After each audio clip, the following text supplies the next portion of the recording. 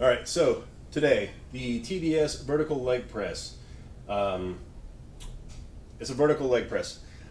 My personal opinion, although I have read some stuff online from professional bodybuilders saying the opposite, or at least that you should use both, is that this is not as good as a 45-degree leg press. Could be a flexibility issue. I know my ankle, in particular my left one, is not super flexible, so maybe that's an issue, but I have trouble getting down very far past about like here. It's not a huge complaint. It is a tenth of the price of a nice commercial one, vertical, the 45-degree angle one. So I guess take what you can get, right? It has done its job well. The foot pad is large enough for multiple foot placements. These pegs are about 10 inches tall. You can just do the math at an inch per plate. 45 times 10 times 10, 900 total, plus a little bit left over should be fine. There are bolts here. This post, both of them are held by bolts, bottoms of which stick out here, which do limit your foot placements a little bit. Get back here. Poor little guy. So there are rollers on here, which makes this nicer than like the Titan ones. You get a much smoother press. You get a little bit of play as far as left and right.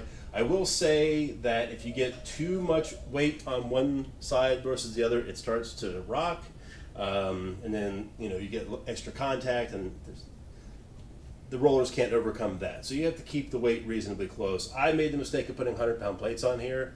It's a great idea in my head. You need a lot of weight for a leg press, right? So put all the hundreds on here and then just add and take off as you please.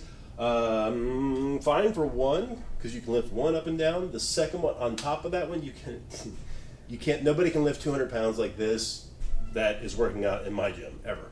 So maybe some of the world's strongest men could do it. I had to barrel hug it, so to get that second one down and on top of it, it caught the top part of my skin here and smashed it down between two metal 100-pounders, and I have to tell you, that is a special kind of pain. So don't do that. Real quick, these are 2x2 steel.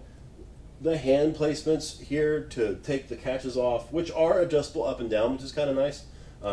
They have 4 pegs, so that works really well. The top lifts right out here, so all you have to do is figure out which angle you want facing which way. This side on the front is longer than the side on the back, which may also be the front. I guess it depends how you want to look at it. So figure out which angle is best for you. This does angle it a little bit, so you can somewhat recreate that 45-degree leg press angle. I'm going to put it here so that I'm facing you for this video, but that's all there is to that. Other than that, it's a leg press. You press with your legs. I don't know what else you want me to tell you. So I'll just do a couple here.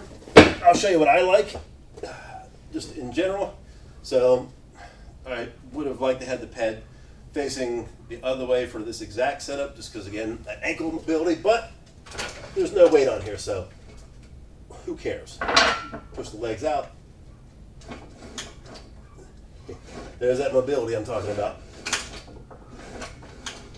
So that's that.